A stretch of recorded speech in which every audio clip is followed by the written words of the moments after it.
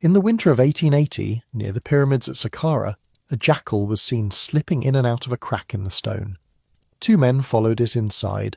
They found themselves in a burial chamber that had been sealed for more than 4,000 years, and every surface, floor to ceiling, was covered in writing that no living person was supposed to read.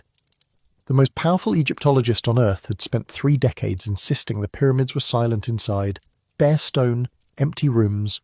He would die still believing it. He was wrong. The writing was not a story. It was not a record. It was a set of commands, spoken in the voice of a dead king, aimed at the gods themselves, designed to bend the cosmos by the sheer force of language. And some of the hieroglyphs had been carved wrong on purpose. Every snake on those walls was missing its head. Every scorpion had lost its tail. The artisans who made them, working by torchlight in passages so narrow they could barely breathe, had mutilated every dangerous creature they wrote, because they believed a carved snake could come alive in the dark and sting the man they were trying to save. That man had been dead for 43 centuries, and the spells on his walls were still, in some sense, the Egyptians would have understood perfectly, working. What was found in that chamber, and in 4 more pyramids opened over the following months, would rewrite the history of human religion. It was the beginning of a tradition that lasted 3,000 years, that started as the secret technology of kings and slowly, across centuries, escaped into the hands of everyone, that asked the deepest question any civilization has ever asked. What happens to us after we die, and is there anything we can do about it? Tonight, you are going to hear the entire answer the Egyptians gave, but there is no hurry. Let the night settle around you now. Let your shoulders drop. Let the weight of the day dissolve the way sand sifts through the spaces between your fingers. You do not need to hold anything. You do not need to remember anything. The story is long, and it will carry you wherever you need to go. Imagine the desert after the sun has gone. The air is cool. A low wind moves across dunes that stretch the edge of the world. Above you, the sky is impossibly clear, and the Milky Way spills across it in a pale, luminous arc. And for a moment you understand why the ancient Egyptians believed the sky itself was a goddess. Her body arched over the earth, swallowing the sun each evening and giving birth to it again at dawn. You are standing at the edge of an acropolis, a city of the dead. The ground beneath your feet is limestone and sand, packed firm by millennia of silence. To the west, the pyramids rise against the stars, pale, almost ghostly, worn smooth by wind and time. And one of them, the smallest, is the one we are going to enter. So breathe deeply, and let us begin. The Egyptologist who had dismissed the discovery was Auguste Mariette, a Frenchman famous for his excavation of the Serapeum, a vast underground labyrinth at Saqqara. He had spent 30 years in Egypt and was certain the pyramids were dumb, bare inside, unadorned. On his deathbed, he still insisted it was true. But Mariette's own assistant, the German Egyptologist Emil Brugsch, had already slipped into the pyramids of Pepi I and Merenre in early January of 1881, confirming that the rumours were real. The walls were covered in text. And it fell to a younger man, Gaston Maspero, director of the French Institute for Oriental Archaeology in Cairo, to reveal the full scope of what had been found. Maspero was methodical, ambitious, and curious. In February of 1881, under a bright winter sun, he launched a broad investigation of the Saqqara pyramids. He entered the Pyramid of Unas on the 28th of February. Pepi II and Neferkara were opened in April, Teti in May. In less than a year, 5 of the so-called silent pyramids had spoken. Maspero wrote with barely contained excitement that the pyramids had revealed their voices at last. Inside the smallest and oldest of them, the Pyramid of Unas, he found the most pristine collection of all, by one modern count, around 283 spells, carved into white limestone walls beneath a ceiling painted to look like the night sky, deep blue and scattered with golden stars.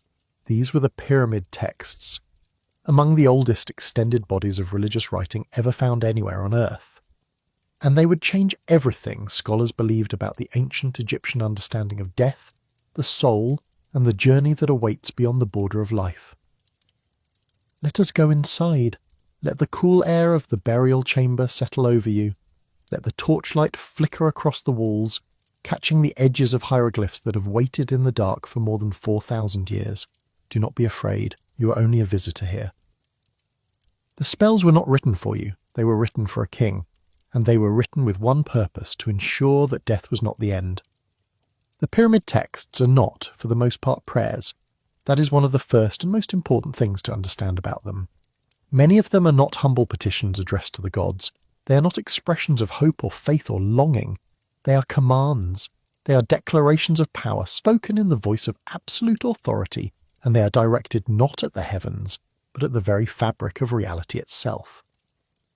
While some utterances do take the form of hymns or offerings, the dominant tone is one of raw magical authority. When a spell within the pyramid text says, "The sky thunders, the earth quakes, for I am a magician and I possess magic," it is not a metaphor. It is not poetry. It is, in the worldview of the ancient Egyptians, a statement of literal fact. The words themselves possess power. The act of speaking them, of writing them, of carving them into stone makes them true. This is the Egyptian concept known as Heka, often translated as magic, but better understood as the fundamental creative force of the universe. Heka was not supernatural. It was the most natural thing in the world. It was the power that the Creator God used to bring the cosmos into being, and it resided in words, in names, in the precise arrangement of sounds and symbols. The priests who composed these texts understood language as a technology of transformation. Each utterance was a mechanism, a lever that could move the cosmos if spoken correctly. And so the texts were carved with obsessive precision. Every hieroglyph had to be exactly right. A single error, a single misplaced sign, could endanger the soul of the king. The artisans who carved the texts worked by torchlight in the cramped, airless corridors of the pyramid, breathing stone dust at the labouring for months to ensure that every line was perfect.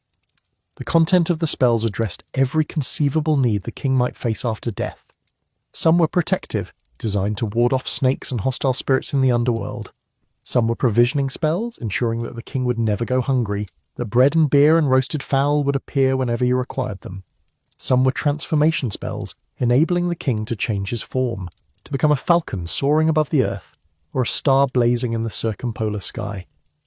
And some were spells of ascension, describing the king's rise from the tomb to take his place among the gods, riding the solar bark of Ra across the heavens, joining Osiris in the kingdom of the dead, becoming one with the eternal cycles of the cosmos. Let those words settle around you now, like dust motes in a shaft of light. Imagine them glowing faintly on the walls around you, blue-green against white stone, columns of sacred signs stretching from floor to ceiling. Imagine the silence in which they have rested. Imagine the king who lay among them, wrapped in linen, surrounded by the only technology his people believed could defeat death. The technology of the language of the names of born power. To understand what the pyramid texts were trying to accomplish, you must first understand how the ancient Egyptians conceived of the human soul. And here is where things become wonderfully, almost bewilderingly complex. Because the Egyptians did not believe in a single unified soul, they believed that every person was composed of multiple spiritual elements, each with its own nature, its own function, and its own destiny after death. The most important of these was the Ka, the life force. The Ka was created at the moment of your birth, fashioned by the ram-headed god Khnum on his celestial potter's wheel. It was your double, your vital energy, the thing that made you alive rather than merely a collection of flesh and bone. When you died, your Ka did not vanish.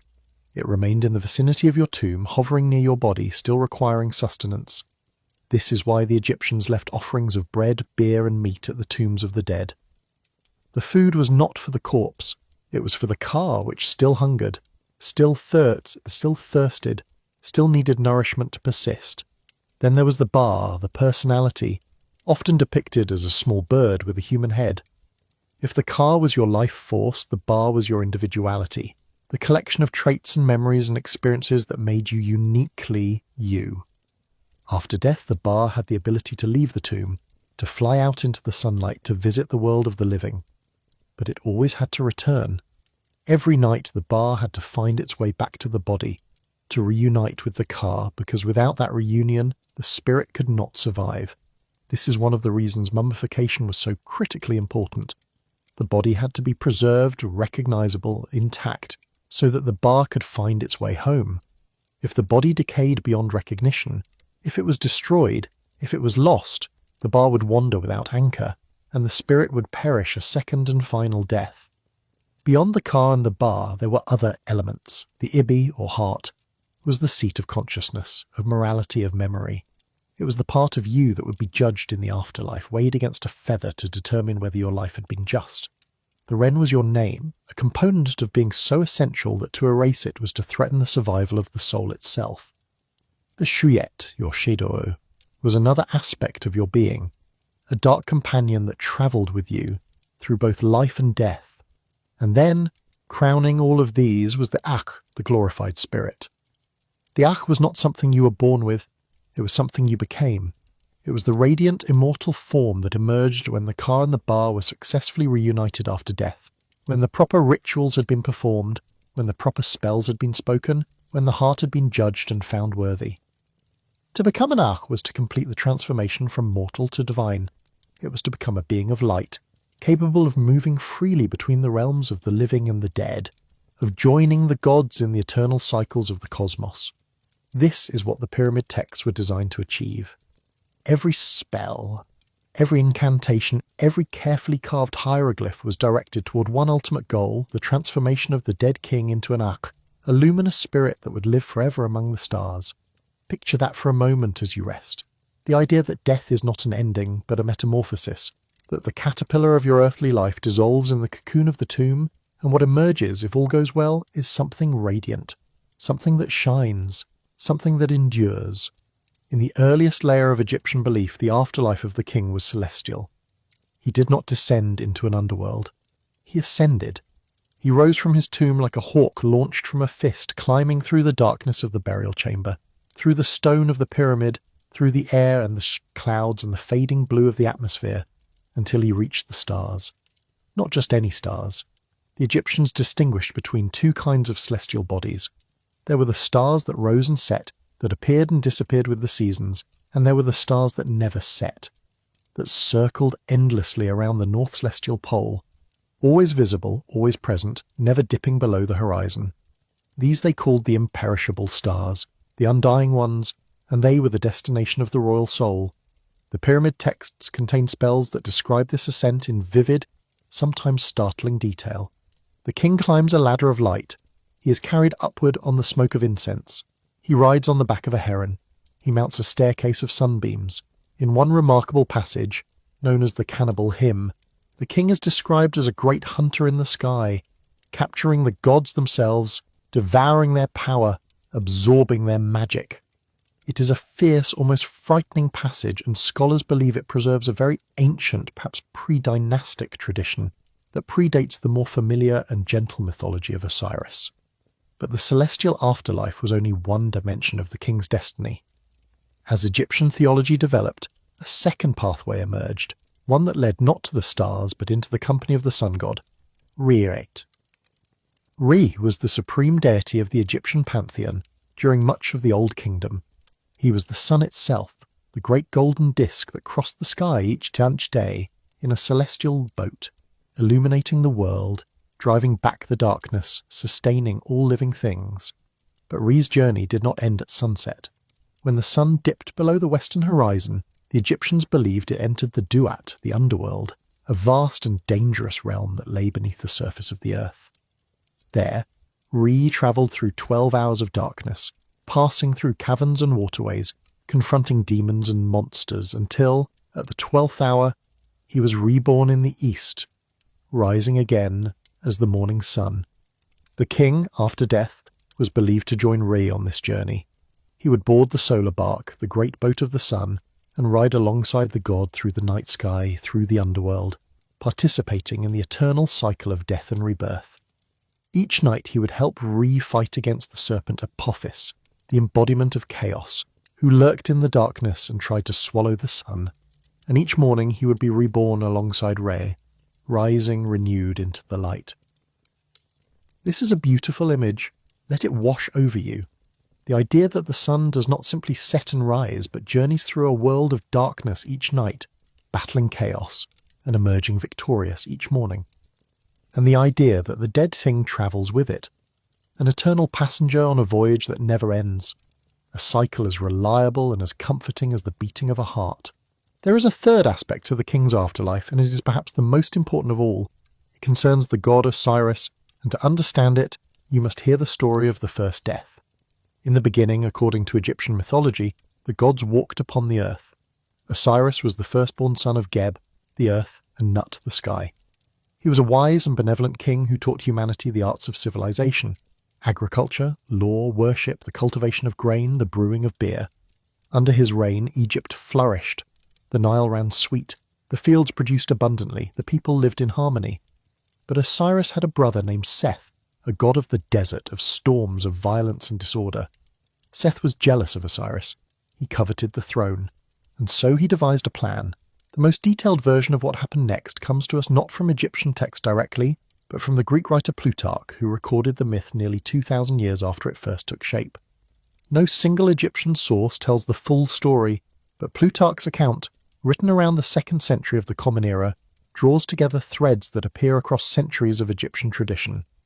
According to his telling, Seth had a magnificent chest built, a beautifully ornamented sarcophagus crafted to the exact measurements of Osiris's body. At a great feast, Seth presented the chest and announced that whoever fit inside it perfectly would receive it as a gift. The guests tried one by one, but the chest had been built to the exact measurements of Osiris. When Osiris lay down inside it, Seth and his conspirators slammed the lid shut, sealed it with molten lead, and cast it into the Nile. In Plutarch's telling, Osiris drowned, trapped in the sealed chest. Other Egyptian traditions suggest Seth killed his brother by different means, perhaps by violence or dismemberment. The details shift from source to source as no single Egyptian text tells the complete story. But in every version, the essential fact remains the same. The first death had occurred. The world, which had known only life, now knew the shadow of its opposite. But the story does not end there.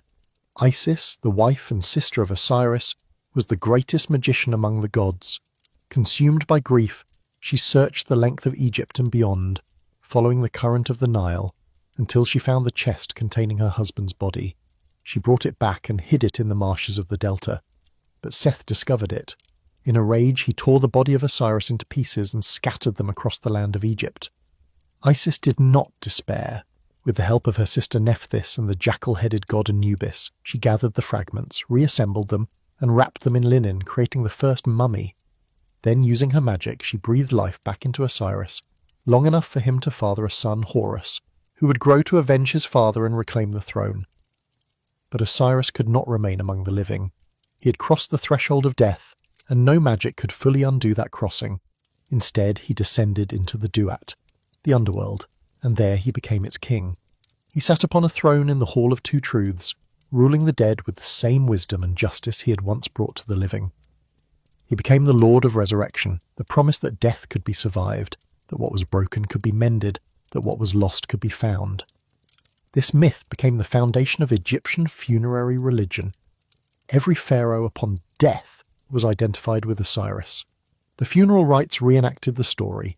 The body was mummified, as Isis had mummified Osiris. The rituals of embalming mirrored the gathering of the scattered pieces.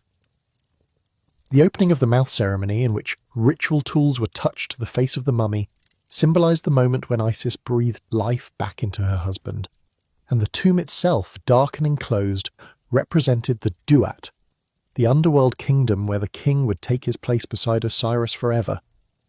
So the pharaoh held a dual identity in death. By day he rode with Re across the sky, battling chaos, participating in the endless renewal of creation. By night he was Osiris's lord of the underworld, sovereign of the dead, the still point around which the wheel of existence turned. He was both the sun and the darkness through which the sun travelled. He was both the dying god and the reborn one. This is the mystery at the heart of the pyramid texts. Death is not annihilation, it is transformation. It is the door through which the soul must pass to reach a wider, brighter, more enduring world.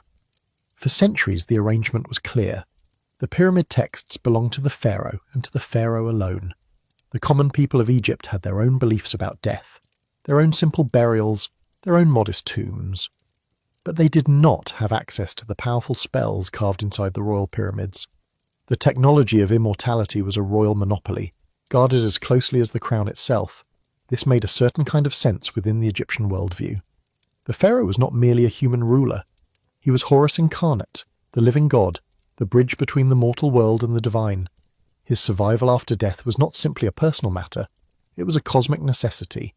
If the pharaoh failed to complete his transformation, if his soul was lost, the entire order of the universe might unravel, and so every resource, every effort, every spell was dedicated to ensuring his safe passage. But then, around 2181 before the Common Era, something happened that shattered this arrangement completely. The Old Kingdom collapsed. The reasons are still debated by historians. A series of low Nile floods may have caused widespread famine. The power of the central government weakened as provincial governors grew more independent and ambitious. The long reign of Pepi II, who according to ancient sources may have sat on the throne for many decades, perhaps even the better part of a century, ended not in triumph but in entropy, as the apparatus of the state slowly crumbled around an aging king. The exact length of his reign remains a matter of scholarly discussion, but the consequence is clear. Whatever the causes, the result was catastrophic. Egypt fractured. The unified kingdom that had built the pyramids dissolved into a patchwork of competing provinces. Civil war, famine, and disorder became the new norm. This period, known as the First Intermediate Period, lasted roughly a century and a half. And during that time, something remarkable happened. The divine authority of the pharaoh, once unquestioned, was now openly challenged. If the king was a god, the people asked, why had the kingdom fallen? If his power sustained the cosmos, why were there famines? Why were there wars? The entire theological framework that had justified the royal monopoly on the afterlife began to crack. And through those cracks, the spells began to leak out. The transition happened gradually. Local governors and wealthy nobles, no longer under the control of a powerful pharaoh, began to assert their own claims to the afterlife. If the king could become Osiris, they reasoned, why not them? If spells could protect the royal soul, why not their souls? The technology of immortality, once locked inside the royal pyramids, was now available to anyone with the wealth to commission it and the scribes to write it. But there was a practical problem. These new aspirants to the afterlife did not build pyramids. They could not afford to, and even if they could, the political and religious authority to build one was no longer available. They needed a different surface on which to inscribe their spells, and so they turned to their coffins. During the Middle Kingdom, roughly 2100 to 1650 before the Common Era, a new body of funerary literature emerged. Scholars call these the coffin texts, and they represent one of the most important transformations in the history of human religion, the democratization of the afterlife. The coffin text drew heavily on the older pyramid texts. Many of the same spells were adapted, rephrased, expanded, or abbreviated to fit their new context. But there were significant differences. The pyramid texts had been exclusively royal. The coffin texts were personal. They were customized for individual owners, with names and titles inserted into the appropriate places. They addressed the specific anxieties of people who were not kings, people who worried about navigating the underworld without the divine authority that the pharaoh had always possessed. And the coffin texts introduced something entirely new, a detailed geography of the afterlife. The pyramid texts had described the king's ascension to the stars, his journey aboard the solar bark, his identification with Osiris, but they had said relatively little about what the afterlife actually looked like. The coffin texts changed that. They described the field of reeds, a paradise of fertile fields, flowing water, and eternal plenty. They provided maps of the underworld, painted on the wooden surfaces of the coffin, showing rivers, paths, gates, and obstacles. They gave the dead person instructions for navigating this landscape, for speaking the right words at the right gates, for avoiding the pitfalls and dangers that lay between the tomb and the blessed fields of eternity. The coffin itself became a kind of portable pyramid. Its walls were covered with spells, its interior painted with scenes of the afterlife, its surfaces transformed into a three-dimensional guidebook for the journey of the soul. Artisans and scribes collaborated to create these remarkable objects, layering text, image, and symbol into a comprehensive system of protection and instruction. And the texts kept growing. Where the Pyramid of Unas had contained a few hundred spells, the corpus of coffin texts eventually expanded to 1,185 in the standard modern edition compiled by Adriaan de Buck. New spells were composed to address new concerns, new threats were identified, and new defences were devised. The afterlife was becoming more complex, more detailed, more dangerous, and more accessible, all at the same time. Rest with that thought for a moment. The idea that immortality, once the exclusive property of kings, was slowly, inevitably becoming available to everyone, that the walls of the pyramid could not contain what was written on them, that the spells, like water, found their way through every crack and crevice, flowing downward, outward, into the hands of anyone willing to reach for them. Perhaps the most profound change that emerged during the era of the coffin texts was the introduction of moral judgment into the afterlife. In the old system, under the pyramid texts, the pharaoh's passage to eternity was more or less guaranteed. He was a god. He did not need to prove his worthiness. The spells ensured his transformation through the sheer force of magical authority. His moral character was not at issue. His divine status was his passport. But when the afterlife opened up to non-royal people, the question of who deserved immortality became suddenly and urgently relevant. If anyone could commission a set of funerary spells, what separated the just from the unjust? What prevented a wicked person from purchasing their way into paradise? The answer was judgment. The coffin texts, and later the Book of the Dead, introduced the concept of a moral reckoning after death. The soul would be evaluated, its deeds would be examined, its heart, the Ibi, the seat of conscience and memory, would be placed on a scale and weighed against a single feather, the feather of Ma'at, the goddess of truth, order and cosmic justice. This was not a simple pass or fail examination. It was an encounter with the fundamental moral fabric of the universe. Ma'at was not just a goddess. She was a principle, the principle of rightness, of balance, of the way things ought to be. She was the order that held the cosmos together, the justice that kept chaos at bay. To have a heart lighter than the feather of Ma'at was to have lived in harmony with this principle. It was to have been truthful, generous, kind. It was to have avoided cruelty, greed, deceit, and violence. It was to have lived a life that contributed to the order of the world rather than diminishing it. This shift, from a purely magical afterlife to a morally conditioned one, is one of the great turning points in the history of human thought. For the first time, the fate of the soul after death depended not on wealth or status, or the number of spells you could afford, but on the quality of the life you had lived.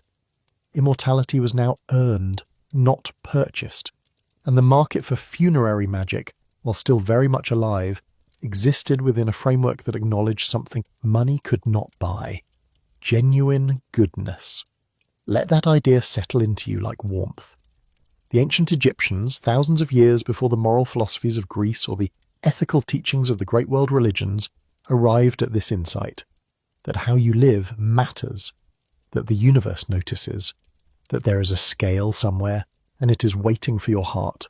Now we arrive at the heart of our story, the Book of the Dead. First, let us clear away a common misunderstanding. The Book of the Dead is not a book. It is not a single unified text with a beginning, a middle, and an end. It has no single author. It has no canonical version. It was never published in any modern sense of that word. What we call the Book of the Dead is a collection of spells, roughly 190 in total as standardized around the 7th century before the Common Era, drawn from a vast and ancient tradition of funerary literature. Different copies contain different selections of these spells. Some are lavishly illustrated, others are plain. Some were commissioned by wealthy officials who chose their spells carefully. Others were produced in workshops, pre-written on papyrus scrolls with blank spaces left for the buyer's name to be filled in later. The Egyptian name for this collection translates roughly as the chapters of going forth by day. That title tells you everything you need to know about its purpose.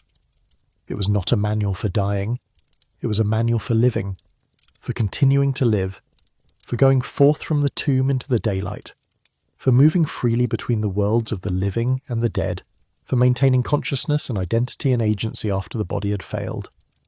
The tradition that would become the Book of the Dead first began to take shape during the Second Intermediate Period, around 1700 years before the Common Era. The earliest known example of its distinctive new spells appears on the coffin of Queen Mentuhotep of the 13th dynasty, where they were included alongside older texts drawn from the pyramid texts and coffin texts. By the 17th dynasty, these spells had become widespread among the royal family, courtiers and other officials. But it was during the New Kingdom, particularly from the 18th dynasty onward, around 1500 before the Common Era, that the Book of the Dead reached its mature form and became the standard funerary text for the Egyptian elite. It represented the final stage in the great democratization of the afterlife. Where the pyramid texts had been reserved for kings and the coffin texts for the wealthy elite, the Book of the Dead was available to anyone who could afford a papyrus scroll. It was still expensive, yes, but it was within the reach of a much wider segment of Egyptian society, including merchants, scribes, soldiers, and artisans. The scrolls themselves were often beautiful. They were illustrated with painted scenes known as vignettes, showing the deceased before the gods navigating the underworld, standing in the Hall of Judgment. The most famous example, the Papyrus of Ani, is a masterpiece of ancient art 78 feet long, painted in vivid colours. Its illustrations as fresh and detailed as the day they were created more than 3,000 years ago. It now resides in the British Museum in London, and if you have ever seen an image of an Egyptian soul being judged before Osiris, or a heart being weighed on a golden scale, it almost certainly came from this scroll. The spells within the Book of the Dead served an extraordinary range of purposes. Some were protective, warding off dangerous creatures in the underworld. Some were transformative, allowing the soul to take the form of a falcon, a lotus, a divine phoenix. Some were practical, ensuring that the soul would have food, water, and air. Some were navigational, providing the names and passwords needed to pass through the gates and guardhouses of the underworld. And some were deeply, movingly personal, expressing the soul's longing for the light, its determination to survive, its declaration of innocence before the tribunal of the gods. Behind every copy of the Book of the Dead was a scribe, and behind every scribe was a workshop, a tradition, a school of thought that shaped the text in distinctive ways. By the New Kingdom, the production of funerary papyri had become a significant industry. In cities like Thebes, Memphis, and Hermopolis, workshops employed teams of scribes and artists who produced copies of the Book of the Dead in varying qualities, from simple text-only versions to elaborate illustrated masterpieces. The finest scrolls were made to order. A wealthy patron might visit a workshop, select the spells they wished to include, specify the style of illustration, and commission a bespoke document tailored to their individual needs and fears. For those who could not afford such luxury, ready-made scrolls were available. These were produced in advance, written out in full, with blank spaces left where the owner's name would later be inserted. Sometimes the name was filled in carefully, sometimes it was added hastily or even incorrectly. There are surviving scrolls where the wrong name has been inserted, where gender pronouns do not match the owner, where the name appears to have been changed or corrected. These were the mass-market paperbacks of ancient Egypt, affordable, functional, and imperfect. The scribal schools also developed regional traditions. Theban workshops, located near the great temples and tombs of the Valley of the Kings, tended to produce scrolls that emphasized visual imagery and the judgment scene. Their vignettes were large, colourful, and dramatically composed. Memphis, the old capital in the north, maintained a more conservative, text-heavy tradition, closer in spirit to the older pyramid texts. Hermopolis, a centre of intellectual and theological activity, produced scrolls that were scholarly and complex, heavy with commentary and explication. These regional differences are a reminder that the Book of the Dead was not a monolithic document. It was a living tradition, constantly evolving, absorbing new ideas, shedding old ones, adapting to the changing beliefs and anxieties of Egyptian society. Each copy was, in some sense, unique. Each scribe brought their own understanding, their own emphasis, their own vision of what the afterlife looked like and what the soul would need to survive it. Of all the scenes in the Book of the Dead, none is more famous, more iconic, or more deeply significant than the weighing of the heart. It takes place in the Hall of Two Truths, a vast chamber in the underworld, where the newly dead soul stands before a tribunal of 42 divine judges, each representing a different aspect of Egyptian moral and cosmic law. Let us enter this hall together. Imagine a space of immense proportions, its ceiling lost in shadow, its walls lined with the figures of the gods, each seated in solemn silence, each wearing the feather of Ma'at upon their head. At the centre of the hall stands a great golden scale, perfectly balanced, its two pans hanging motionless in the air. Beside the scale stands Anubis, the jackal-headed god of the dead, his hand steady, his eyes unreadable. Nearby stands Thoth, the ibis-headed god of wisdom and writing, holding a reed pen and a palette, ready to record the result. And watching from his throne at the far end of the hall, wrapped in linen, his green skin glowing faintly in the light of unseen torches, is Osiris, the king of the dead, the one who presides over this entire proceeding. The soul steps forward. Before the weighing begins, it must make the negative confession, a declaration of innocence addressed to each of the 42 judges in turn. The exact wording varies between different copies of the Book of the Dead, and translations differ among scholars, but the substance is remarkably consistent. The soul declares, in essence, I have not committed murder, I have not stolen, I have not lied, I have not polluted the waters, I have not cursed the gods, I have not caused suffering to another, I have not been violent, I have not acted with deceit. Once the confession is complete, Anubis takes the heart. He places it gently on one pan of the scale. On the other pan rests the feather of Maat, a single white ostrich feather, impossibly light, impossibly fragile, representing the weight of truth itself. The scale moves, and the entire universe holds its breath. If the heart balances with the feather, if the two pans hang level, if the soul's life has been lived in harmony with Maat, then the verdict is favourable. Thoth records the result. Osiris nods, and the soul is declared Ma Keru, true of voice, justified, vindicated. This is the highest honour a dead person can receive. It means that their words are true, that their life was true, that they have passed the ultimate test and been found worthy of eternity. The justified soul is then led forward, past the scale, past the throne of Osiris, into the field of reeds, the Egyptian paradise. But the full beauty of that place and everything the soul can do within it is something we will explore later in our journey, when the time is right. But what if the heart is heavy? What if the scale tips and the heart sinks lower than the feather? Then there is no second chance, no appeal, no mercy. Crouching beside the scale, waiting in the shadow, is a creature called Amit, the devourer. She has the head of a crocodile, the body of a lion, and the hindquarters of a hippopotamus, combining the three most dangerous animals the Egyptians knew into a single terrifying form. If the heart is heavy with sins, with cruelty, with deceit, Amit eats it. And when the heart is consumed, the soul ceases to exist. Not just for a while, not temporarily, forever. This is the second death, the final and irreversible annihilation of the self. No afterlife, no memory, no trace. The soul is gone as though it had never been. The ancient Egyptians feared this second death far more than physical death. Physical death was a transition, a doorway. The second death was an abyss. It was the one thing their magic could not undo. Let your breathing slow now. Let the rhythm of your chest become like the gentle rocking of a boat on still water.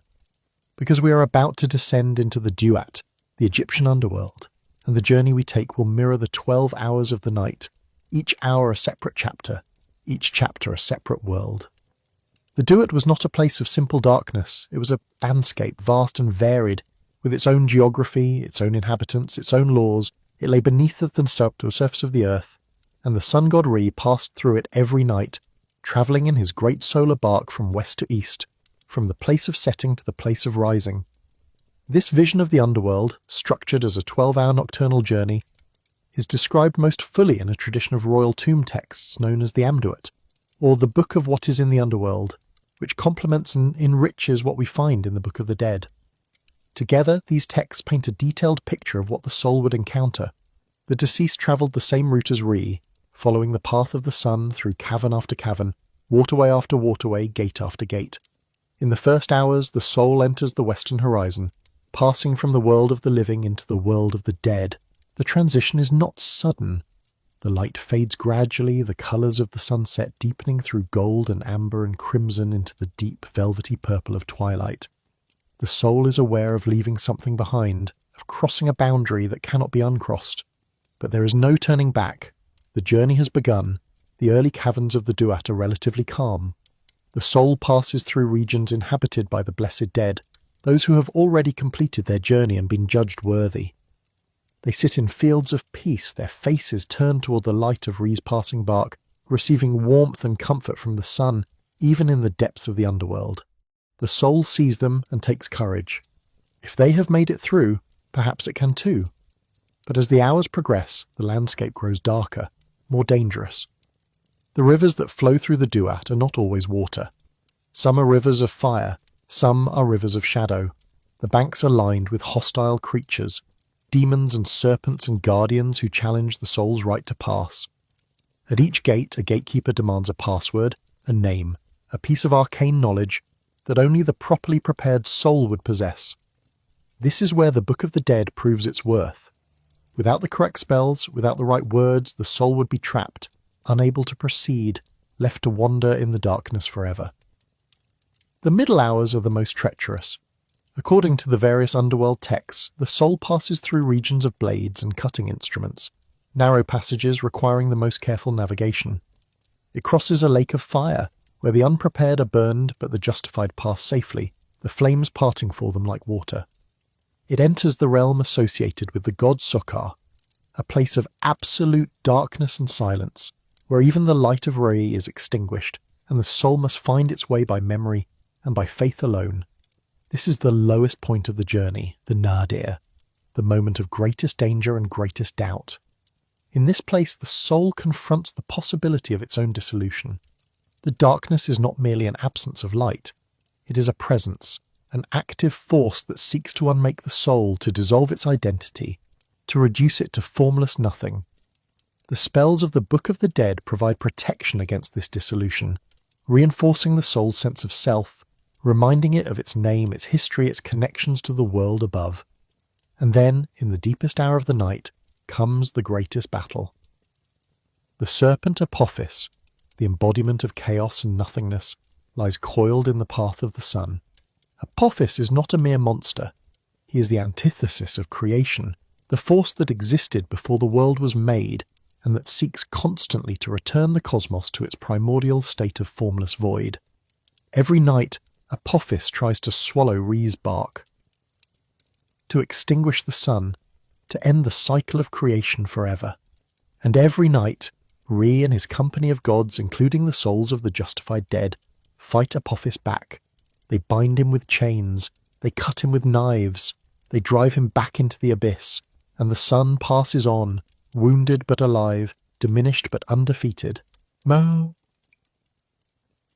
moving through the final hours of darkness toward the eastern horizon and the promise of dawn. This is not merely a myth. It is a theology of persistence, of resilience, of the belief that even in the deepest darkness, even at the lowest point of the night, the light endures. It is a story that the Egyptians told themselves every day, watching the sun set and believing, truly believing, that its return was not guaranteed but earned, won through struggle, maintained through vigilance. And they told it to their dead, placing the spells in their hands like weapons, like torches, like maps for a journey through the longest night the soul would ever know. Let us linger a moment longer in the underworld, for its details are rich and strange and worth exploring. The Book of the Dead describes a series of gates that the soul must pass through on its journey. Each gate is guarded by a deity, often terrifying in appearance, armed with knives or flames or serpents, and each demands that the soul demonstrate its worthiness to pass. The guardians bear names that in translation are both evocative and unsettling. Scholars have rendered them in various ways, but they include names along the lines of he who lives on snakes, she whose face is turned backward, and the swallower of sinners. The exact translations vary, but the intent is unmistakable.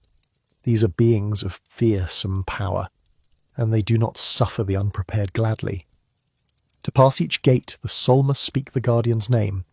In Egyptian magic, to know the true name of a being was to have power over it. Names were not arbitrary labels, they were intrinsic to the nature of the thing they described. To speak a guardian's name was to demonstrate that you understood its nature, that you possessed the secret knowledge required to command it, that you belonged in this place and had a right to continue your journey.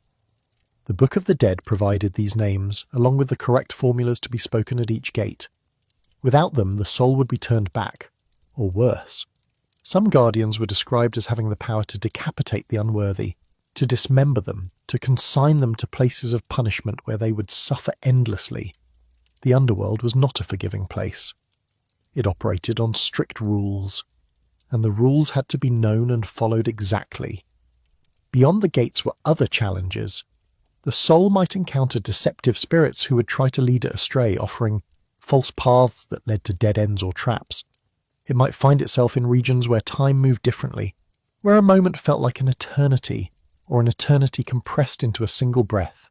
It might be questioned by divine tribunals asked to account for its knowledge, its identity, its purpose. At every turn, the soul had to prove that it was who it claimed to be, that it had the right to be where it was, that it was worthy of the transformation it sought. And yet, beneath all this danger, there was a current of reassurance. The Book of the Dead existed precisely to prepare the soul for these encounters. Every threat had a counterspell. Every gate had a key. Every guardian had a name. The message was clear.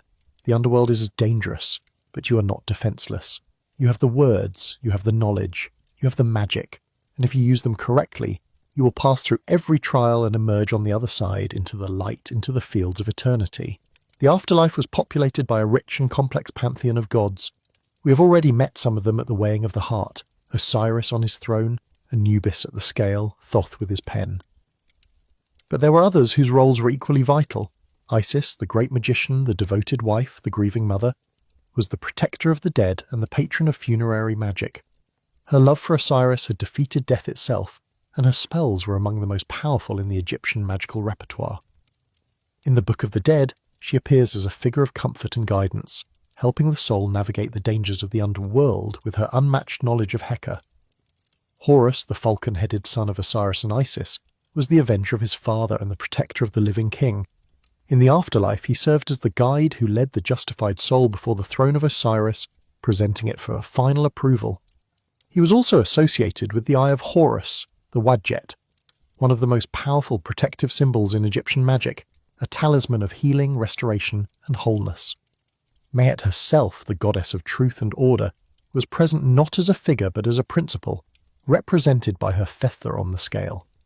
She was both abstract and personal, a cosmic force and a divine being, the invisible foundation upon which the entire edifice of Egyptian civilization rested.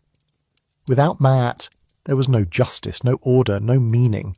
Without Maat, the world would return to the chaos from which it was born. And beyond these great gods, there were dozens, hundreds of lesser deities, spirits, demons, and guardians, each with their own role, their own name, their own place in the vast and intricate machinery of the Egyptian afterlife. The underworld was not a lonely place. It was crowded, busy, teeming with divine life, and the soul who navigated it successfully did so, not in isolation, but in the company of gods who had walked this path since the beginning of time. Before the soul could begin its journey through the underworld, there was a crucial ritual that had to be performed at the tomb itself. It was called the opening of the mouth, and it was one of the most important and elaborate ceremonies in the entire Egyptian funerary tradition. The principle behind the ritual was straightforward. The mummy, wrapped in linen, sealed in its coffin, was inert. Its eyes could not see, its mouth could not speak, its ears could not hear. And if the soul were to survive in the afterlife, if it were to eat, drink, breathe, and speak the spells that would protect it, these senses had to be restored.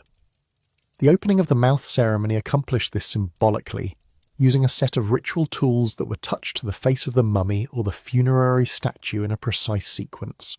The Sem priest, typically identifiable by the leopard skin draped over his shoulders, performed the ceremony. He used an adze, a small blade-like ritual tool, to touch the mouth, the eyes, the ears, and the nose of the deceased. As he did so, he recited the appropriate spells, declaring that the mouth was opened, the eyes were opened, the ears were opened, that the deceased could now breathe, could now to speak, could now see the light of the sun and hear the voices of the gods. The ceremony was extraordinarily detailed, involving multiple stages, multiple officiants, and multiple repetitions. Offerings of food and drink were presented, incense was burned, prayers were chanted, the entire community of the living participated in the reawakening of the dead, bridging the gap between this world and the next through ritual, through language, through the shared belief that death was not a wall but a threshold.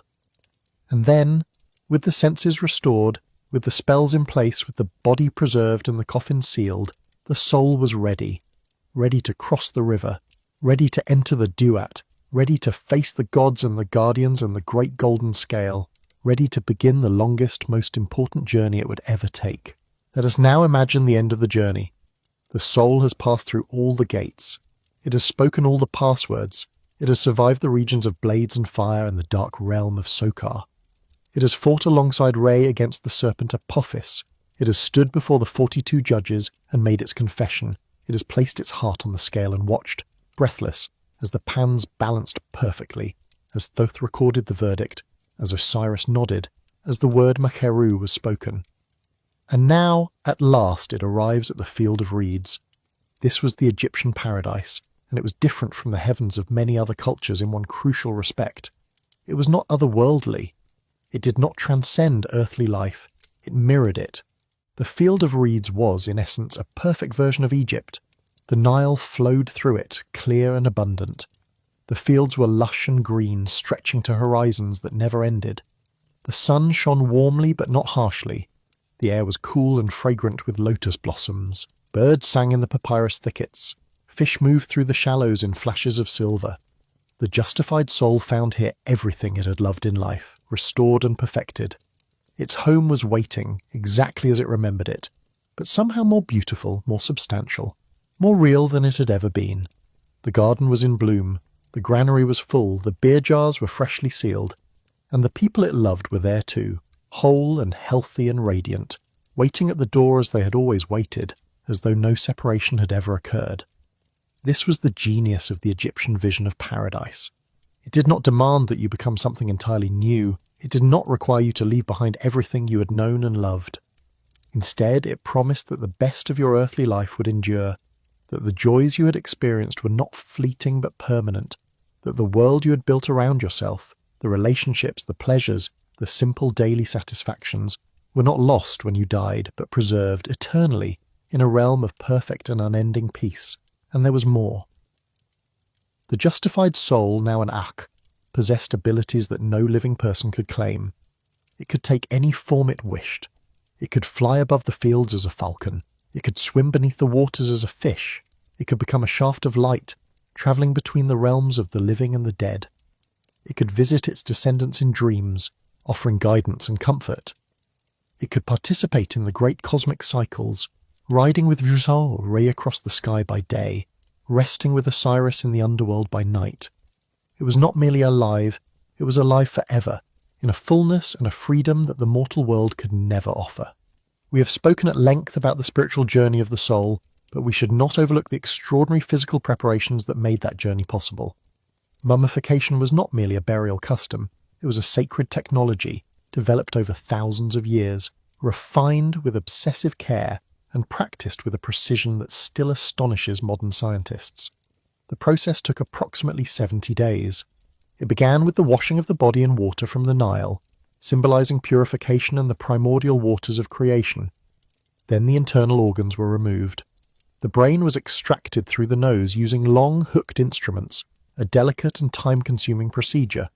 The lungs, liver, stomach, and intestines were removed through an incision in the left side of the abdomen, each organ preserved separately and placed in a canopic jar guarded by one of the 4 sons of Horus. The heart, however, was left in place. The Egyptians believed the heart was the seat of intelligence, personality, and moral consciousness. It was the organ that would be weighed in the Hall of Two Truths. To remove it would be to remove the very essence of the person. After the organs were removed, the body was packed and covered with natron, a naturally occurring salt found along the shores of dry lake beds in the Egyptian desert. The natron absorbed moisture from the tissues, desiccating the body and preventing decomposition. The body remained in natron for approximately 40 days, during which time it lost much of its weight and volume, becoming dry, hard, and remarkably well preserved. Once the drying was complete, the body was anointed with oils and resins, packed with linen and sawdust to restore its shape, and wrapped in hundreds of yards of linen bandage. Amulets were placed within the wrappings at specific locations, each one charged with a particular protective spell. The heart scarab, a carved stone beetle inscribed with spells from the Book of the Dead, was placed over the heart to prevent it from testifying against its owner during the judgment. The Wadjet eye, the eye of Horus, was placed over the incision in the abdomen. Finger and toe caps of gold were sometimes added. The entire process was a ritual act, performed by priests who chanted the appropriate spells at every stage, transforming the clinical procedure into a sacred ceremony that reenacted the mythological embalming of Osiris by Isis and Anubis. The resulting mummy was not merely a preserved corpse, it was a vessel prepared for the return of the Ba, a home for the Ka, a physical anchor for the spiritual elements of the soul. Without it, the entire journey through the underworld would have been impossible. The body was the foundation upon which the architecture of immortality was built. Among the most fascinating spells in the Book of the Dead are those that describe the transformation of the soul into other forms. These are not metaphors. They are operational instructions, magical procedures that the soul is expected to perform, changing its shape as a craftsman changes the shape of clay. Spell 77 enables the soul to become a golden falcon. The falcon was associated with Horus, the god of the sky, and to take its form was to claim a share of divine power, to soar above the underworld, to see the landscape from a perspective that no earthbound being could achieve. The spell declares, "I have risen, I have gathered myself together, I have become whole, I have fashioned my eyes, I have gathered my limbs. I fly up as a golden falcon." Spell 81 transforms the soul into a lotus flower. The lotus was a symbol of creation and rebirth in Egyptian mythology, because it closes at night and sinks below the water, only to rise again and open at dawn. To become a lotus was to embody the cycle of death and renewal, to become the flower that emerges from the dark waters of chaos into the light of a new day. Other spells allowed the soul to become a divine phoenix, a heron, a swallow, a serpent of great power, or even a crocodile. Each transformation carried specific symbolic meaning and practical advantages. The swallow could travel quickly and unobtrusively. The serpent could pass through narrow spaces and ward off other serpents. The phoenix, known to the Egyptians as the Bennu bird, was associated with the primordial mound of creation and the daily rebirth of the sun. These spells reflect a worldview in which identity was not fixed but fluid. The soul was not locked into a single form. It could become anything it needed to be, adapting to the challenges of the underworld with the flexibility and resourcefulness that the Egyptians valued so highly. And this fluidity extended into the afterlife itself. The justified soul in the field of reeds could change its form at will, shifting between shapes as easily as a dreamer shifts between dreams. Perhaps that is a comforting thought to carry with you as you drift deeper towards sleep. The idea that you are not confined to a single shape, that somewhere in some ancient and enduring tradition it was believed that the soul is infinitely adaptable, infinitely creative, capable of becoming a bird, a flower, a star, a shaft of light moving across the surface of still water. No discussion of the Book of the Dead would be complete without spending time with its most celebrated example, the Papyrus of Ani. Ani was a royal scribe who lived in Thebes during the 19th dynasty, around 1250 years before the Common Era. He held the titles of royal scribe, reckoner of the divine offerings of all the gods, and overseer of the granaries of the lords of Abydos, positions that placed him at the intersection of the temple economy and the bureaucratic machinery of the Egyptian state. He was wealthy, educated, and deeply devoted to the religious traditions of his time. And when he prepared for death, he commissioned a scroll that would become the single most important surviving example of the Egyptian Book of the Dead. The Papyrus of Ani is 78 feet long and contains beautifully illustrated versions of dozens of spells. Its vignettes are masterpieces of ancient art rendered in rich colours that have survived 3 millennia with astonishing vividness. The reds, greens, yellows, and blues are as fresh as the day they were painted, preserved by the dry heat of the Theban desert. The most famous scene in the papyrus is the one you have already visited tonight, the weighing of the heart, painted here with a vividness that no other surviving copy can match. What makes the Papyrus of Ani extraordinary, though, is not any single scene but the cumulative effect of the whole. The sheer slaughter, the care lavished on every figure and every sign, the sense that this was not a mass-produced commodity but a personal object made by human hands for a man who believed, with absolute conviction, that his eternity depended on it. The Papyrus of Ani was discovered by Egyptian antiquities dealers in Luxor and acquired in 1888 by E.A. Wallace Budge on behalf of the British Museum, where it remains today. It was the work of a skilled but not infallible scribe. There are minor errors in the text, places where the wrong spell has been included, or where the wording has been slightly garbled. These imperfections make the scroll feel more human, more real. It is not the work of a god. It is the work of a man, a craftsman, doing his best with ink and papyrus and paint to capture something infinite. Woven throughout the wrappings of a mummy, placed in the folds of linen, pressed against the skin of the preserved body, were dozens of small objects charged with protective magic. These were amulets, and they formed a critical part of the Book of the Dead's system of defense. Each amulet served a specific purpose and was linked to specific spells in the Book of the Dead. The Djed pillar, a column-shaped amulet representing the backbone of Osiris, ensured the stability and strength of the deceased. The Tiet knot, sometimes called the Knot of Isis, provided the protection of the great goddess. The Wadjet eye, the Eye of Horus, offered healing and restoration. The heart scarab, as we have seen, protected the heart during the judgment. These were not mere decorations or tokens of faith. In the Egyptian world view, they were functional tools, as real and as effective as any medicine or weapon. The spells inscribed on them activated their power, and the rituals performed during their placement consecrated them for their purpose.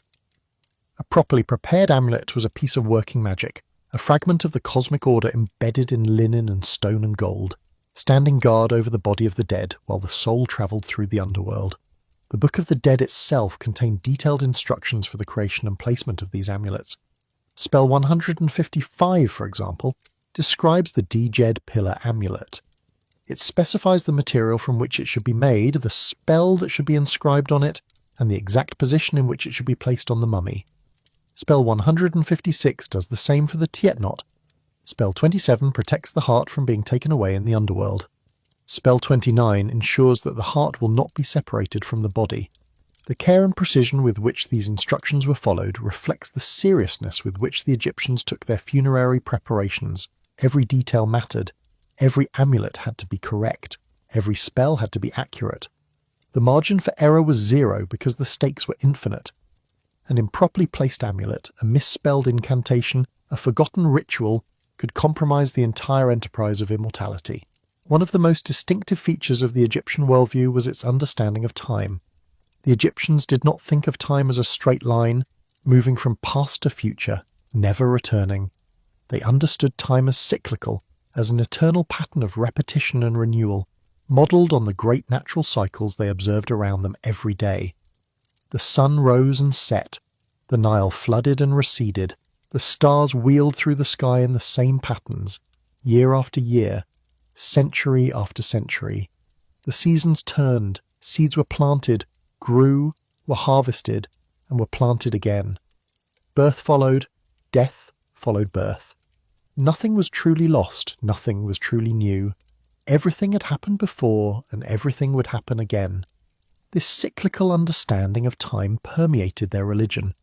The journey of the sun through the underworld was not a one-time event, but a nightly occurrence, a pattern, as regular and as reliable as breathing.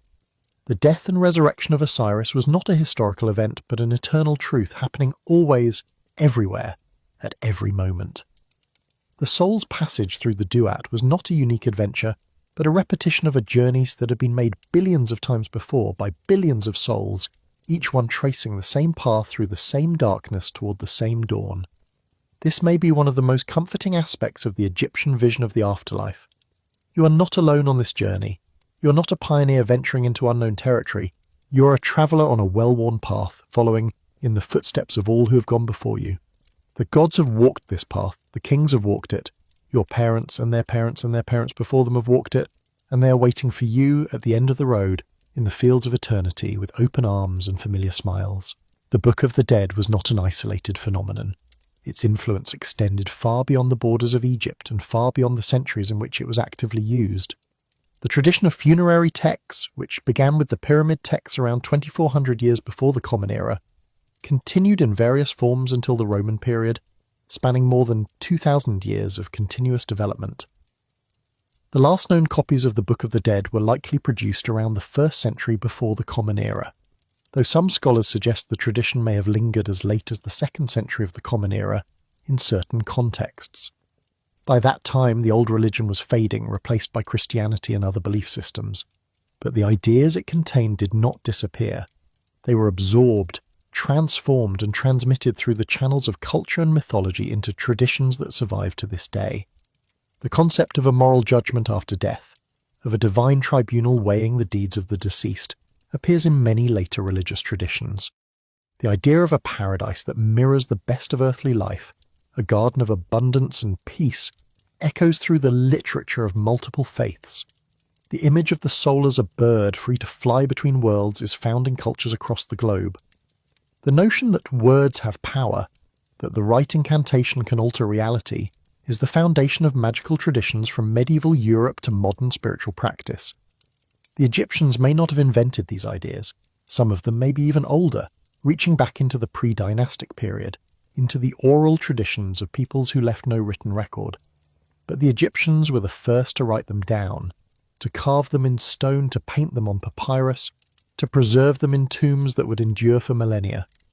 And in doing so, they ensured that these ideas would survive, would be rediscovered, would speak to us across the vast gulf of time. When the Rosetta Stone was deciphered in 1822, and the hieroglyphs began to yield their secrets, the Book of the Dead was among the first and most exciting texts to be translated. For the first time in nearly 2,000 years, modern people could read the words that the ancient Egyptians had spoken to their dead. And those words, strange as they sometimes are, alien as the worldview that produced them may seem, contained something recognizably human. They express the same fears and hopes that we carry with us today: the fear of death, the hope of survival, the longing for the people we have loved and lost, the desire to believe that this life, this brief and beautiful flicker of consciousness, is not all there is. To truly understand the Egyptian Book of the Dead, you must understand the Nile. It was the artery of Egyptian civilization, the source of all life, the organizing principle around which everything in Egypt was built. The entire rhythm of Egyptian existence was dictated by its moods. Each year, beginning in June, the Nile would rise. Fed by monsoon rains far to the south in the Ethiopian highlands, the river would swell slowly at first, then with gathering force until by August or September it had overflowed its banks and flooded the entire valley. The floodwaters deposited a rich layer of black silt across the fields, renewing the soil, restoring its fertility, ensuring another year of abundant harvests. When the waters receded, the farmers planted their crops in the newly enriched earth, and the cycle began again. The Egyptians saw in this annual flood a mirror of the cosmic cycle.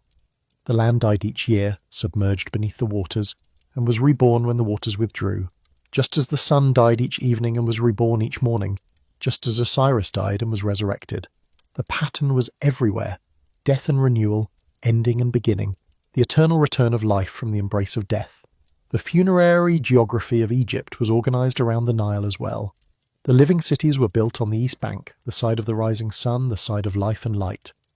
The tombs and cemeteries were on the west bank, the side of the setting sun, the side of death and the underworld.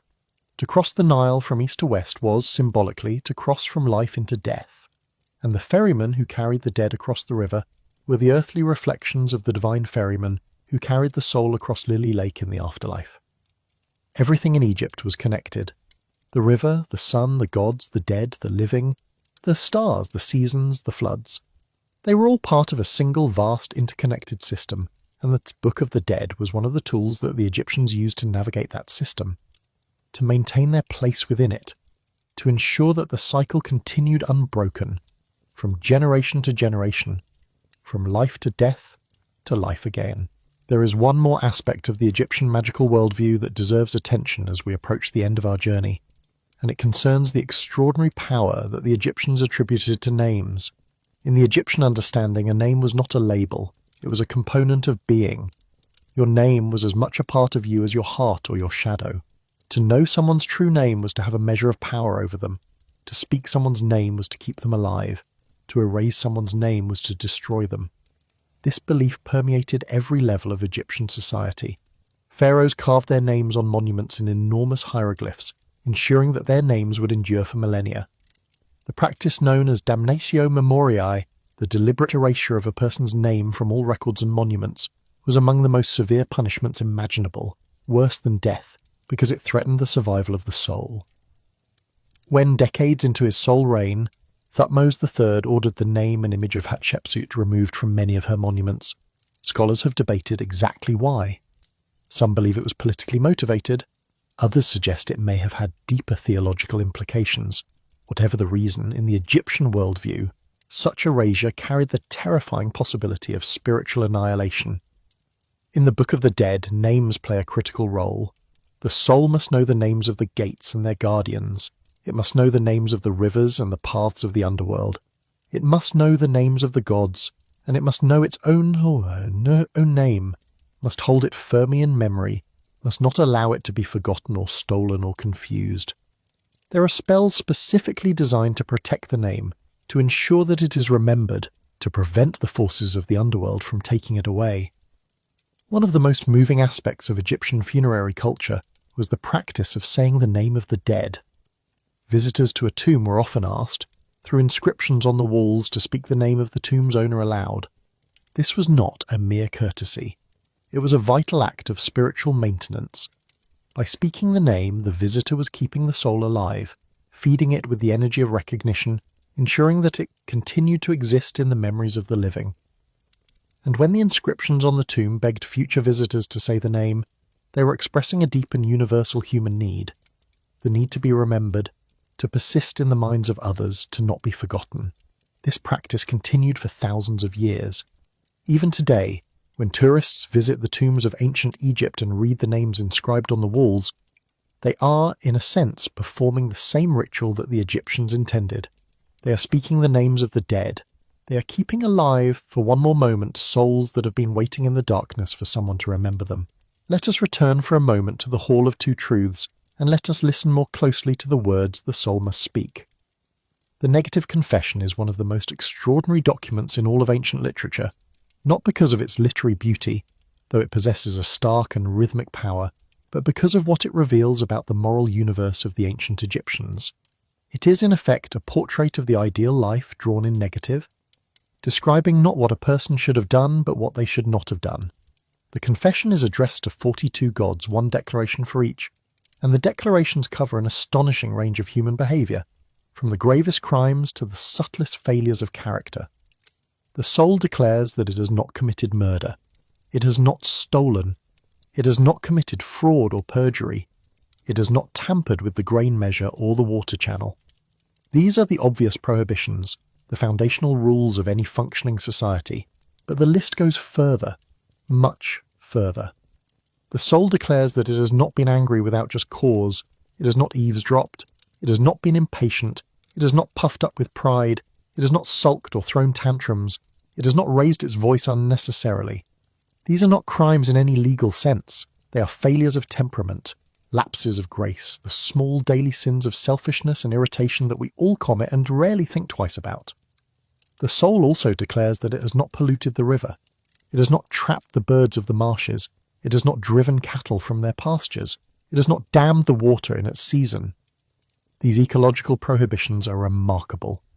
They suggest that the Egyptians understood themselves as stewards of the natural world, responsible not only for their own behaviour but for the health and balance of the environment around them. To pollute the Nile was not just a practical offence, it was a sin against Ma'at, a violation of the cosmic order. And there are declarations that touch on the inner life, on the landscape of the heart and mind. The soul declares that it has not turned its back on truth. It has not multiplied words in speaking. It has not been the cause of another person's tears. It has not worked to make another person miserable. It has not wished evil upon another. These are not matters of action, but of intention, of the quality of attention and care that a person brings to their relationships and their community. Taken together, the 42 declarations paint a picture of a life lived with extraordinary mindfulness. Not a life of asceticism or withdrawal from the world, but a life of engagement, of participation, of active kindness and careful attention. The ideal Egyptian was not someone who avoided the world, but someone who moved through it gently, leaving it better than they found it, causing no unnecessary harm, contributing to the order and beauty of creation. There is something deeply moving about this vision. It asks so much and so little at the same time. It does not demand heroism or self-sacrifice. It does not require great deeds or grand gestures. It simply asks that you be kind, that you be honest, that you pay attention, that you do not cause suffering where suffering is not necessary, that you leave the water clean and the birds free and the grain measure honest and the hearts of those around you untroubled. Perhaps that is enough. Perhaps that has always been enough.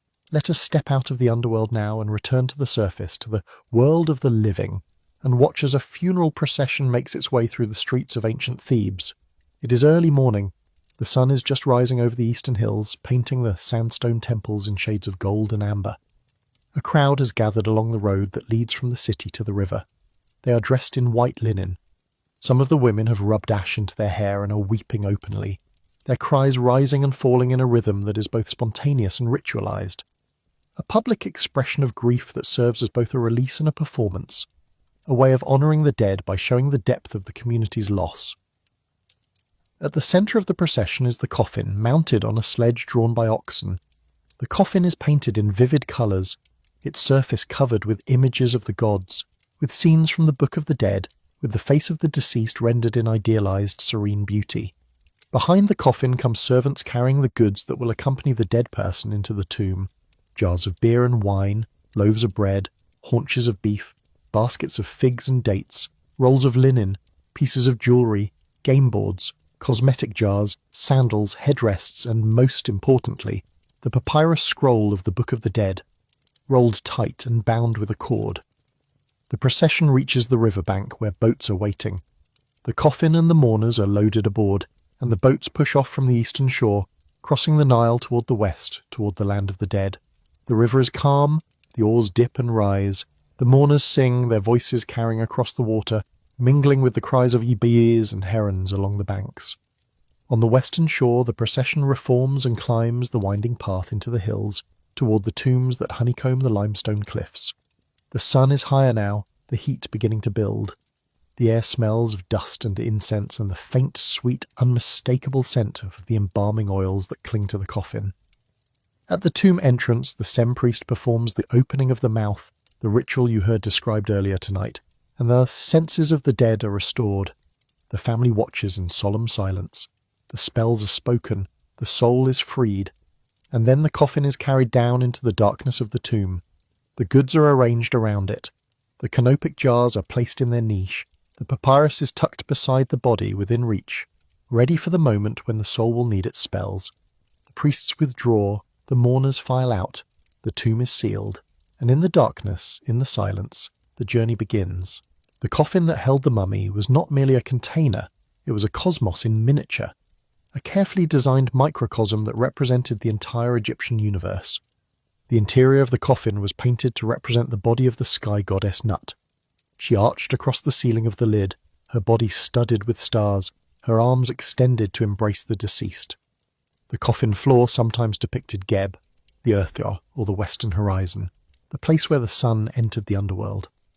The sides of the coffin were covered with spells and images, protective deities standing guard, the 4 sons of Horus watching over the organs, the eyes of Horus painted on the eastern side so the deceased could look out toward the rising sun. During the Middle Kingdom, when the coffin texts were at the height of their use, the interior surfaces of coffins became elaborate canvases for maps of the afterlife. These maps showed the paths through the underworld, the rivers and lakes, the gates and guardians, the regions of fire and darkness. They were functional documents meant to be consulted by the soul as it navigated the Duat, and they represented some of the earliest known cartographic traditions in human history. The outside of the coffin was equally significant. The face painted on the lid was not a portrait in the modern sense, but an idealized image, representing the deceased in their perfected, eternal form. The eyes were often inlaid with stone or glass, giving them a startling lifelike quality. The body was painted with a broad collar, a symbol of divine status, and the hands were sometimes carved in relief crossed over the chest in the pose of Osiris. Some coffins were nested, one inside another, like the layers of an onion. A wealthy individual might have 2 or even 3 coffins, each one fitting snugly inside the next, each layer adding another dimension of protection and symbolism. The innermost coffin closest to the body was the most sacred. The outermost was the most decorative, the face the world would see before the tomb was sealed. And the coffin was not the end. The coffins were placed inside a stone sarcophagus, which was placed inside the burial chamber, which was sealed behind doors of stone, which was located at the end of corridors and passageways that penetrated deep into the rock. Each layer, from the linen wrappings on the mummy to the rock face of the tomb itself, represented another boundary between the world of the living and the world of the dead, another layer of protection for the soul on its journey. Think of it as falling asleep inside a series of embraces, each one larger and more encompassing than the last. The linen wraps close around you. The coffin holds you. The sarcophagus encloses the coffin. The tomb encloses the sarcophagus. The earth encloses the tomb. And the sky, the great body of Nut, arches over everything, her stars looking down, her arms encircling the world, holding the living and the dead alike in the infinite darkness of her embrace. Among the most charming objects found in Egyptian tombs are the Shabti figures. These are small statuettes, usually made of faience, wood or stone, depicting mummiform figures holding agricultural tools, hoes, picks, seed baskets. They were placed in the tomb in large numbers, sometimes dozens, sometimes hundreds. When the tomb of Pharaoh Seti I was opened in the Valley of the Kings, around 700 Shabti figures were recovered, and some estimates suggest he may have originally had over 1,000, making his one of the largest collections ever found for a New Kingdom ruler. Their purpose was wonderfully practical. The Egyptians believed that in the afterlife, as in life, there would be work to do. The fields of the Field of Reeds needed to be ploughed, sown, irrigated, and harvested. Canals needed to be dug and maintained, and the gods, like the pharaohs they resembled, might summon the deceased for compulsory labour at any time. The Shabti figures were the solution. They were magical servants, activated by a spell inscribed on their bodies, usually chapter 6 of the Book of the Dead. When the deceased was called to labour in the afterlife, the Shabti would answer in their place, stepping forward and saying, "Here I am," and performing the required work while the soul of the deceased rested in comfort. The inscription on a typical Shabti reads something like, "O Shabti, if the deceased is called upon to do any work that is to be done in the realm of the dead, to cultivate the fields, to irrigate the riverbanks, to transport sand from the east to the west, then you shall say, 'Here I am, I shall do it.'" There is something deeply human about this arrangement. The Egyptians loved life. They enjoyed their pleasures, their feasts, their gardens, their families. They did not look forward to death, and they certainly did not look forward to an eternity of manual labour. The Shabti figures were a way of ensuring that paradise was truly paradisiacal, that the promised rest was genuine, that the endless fields of the afterlife would not become an endless burden. Some wealthy Egyptians commissioned Shabti figures of extraordinary quality, carved from precious materials, painted in fine detail, individualized with the owner's name and titles. Others had simple mass-produced figures, barely shaped, with the spell hastily scratched into the surface.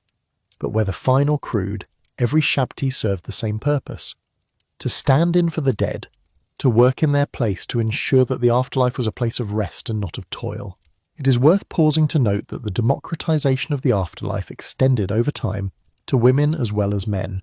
In the earliest period, the pyramid texts were reserved for the pharaoh, who was always male, but even during the Old Kingdom, a few queens received pyramid texts of their own, notably Queen Neith, Queen Iput, and Queen Wejebten, who had their pyramids inscribed during the 6th dynasty.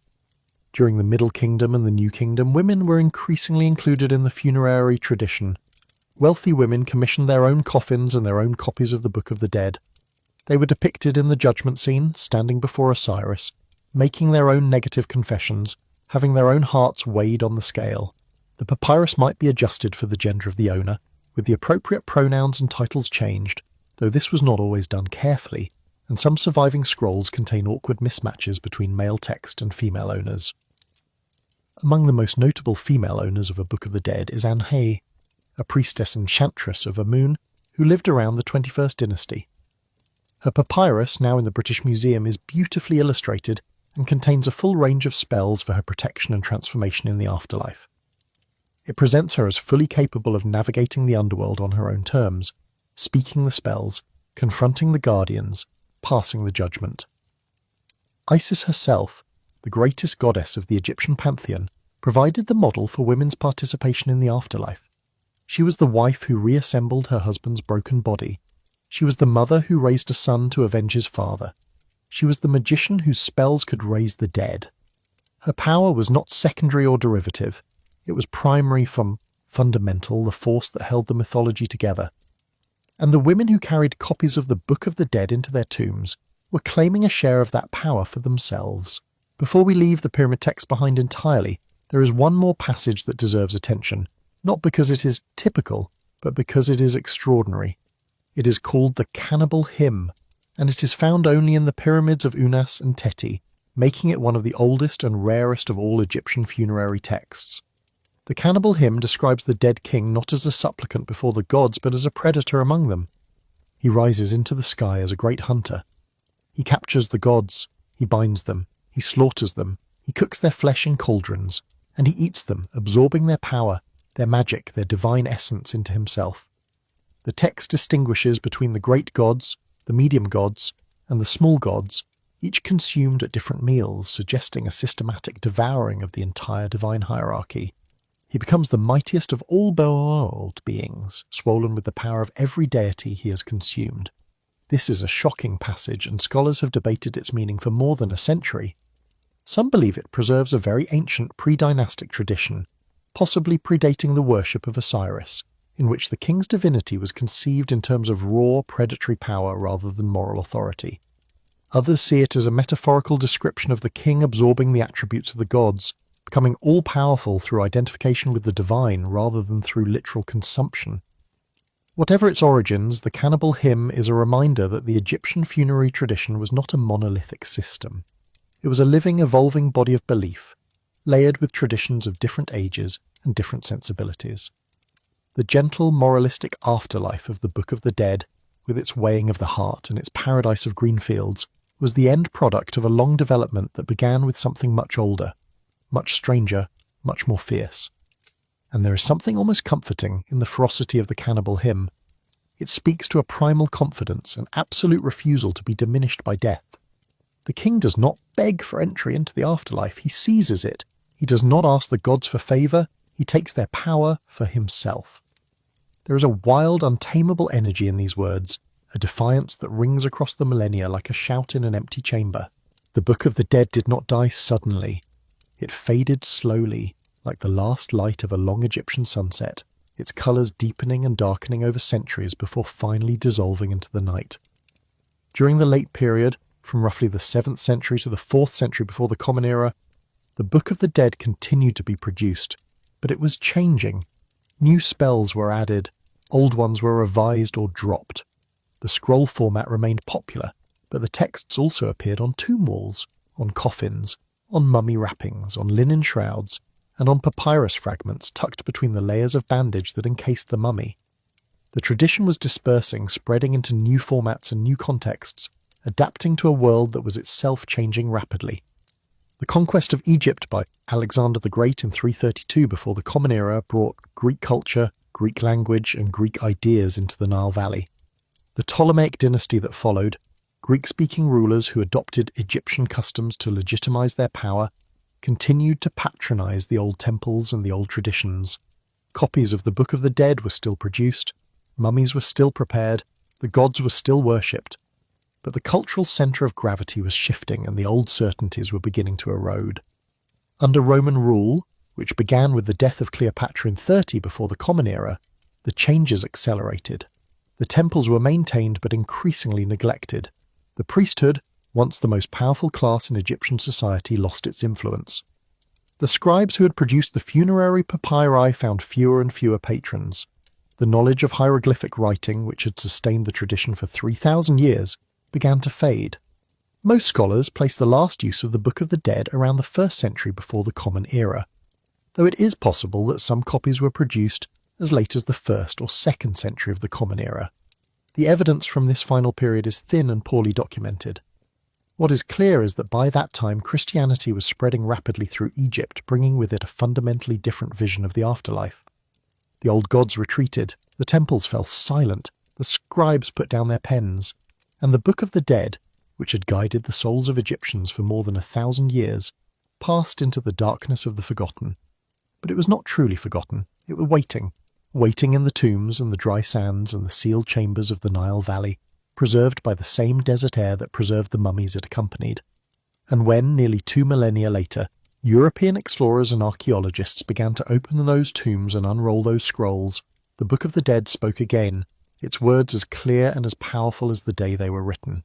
What are we to make of all this, here at the edge of sleep, 4,000 years removed from the artisans who carved the first spells into the walls of the Pyramid of Unas? We might say that the ancient Egyptians were wrong, that there is no underworld, that there is no Hall of Two Truths, that the heart is not weighed on a golden scale, that the field of reeds does not exist, and that the souls of the dead do not ride with the sun god through 12 hours of darkness, battling the serpent of chaos, emerging renewed at dawn. We might say all of that, and we might be right. But we would be missing something. Because the Book of the Dead is not merely a set of factual claims about the afterlife. It is something deeper and more enduring. It is a sustained collective multi-generational meditation on the meaning of death and the possibility of transcendence. It is the work of a civilization that looked at death squarely, without flinching, and refused to accept that it was the final word. The Egyptians did not deny death. They acknowledged it fully. They embalmed their dead. They wrapped them in linen. They sealed them in stone. They did not pretend that the body would not decay without intervention, or that the soul would automatically survive without preparation. They were in many ways the most clear-eyed realists about death that the ancient world produced. But they also believed, with a conviction that burns through every spell and every vignette and every carved hieroglyph, that death could be navigated, that it was not an abyss, but a landscape, not an ending but a passage, not a wall but a door, and that they spent 3,000 years developing the most elaborate, most detailed, most beautiful set of instructions ever created for walking through that door and finding on the other side something worth arriving at. That is not superstition. That is a profound act of imaginative courage. It is the work of a people who refuse to let the darkness have the last word.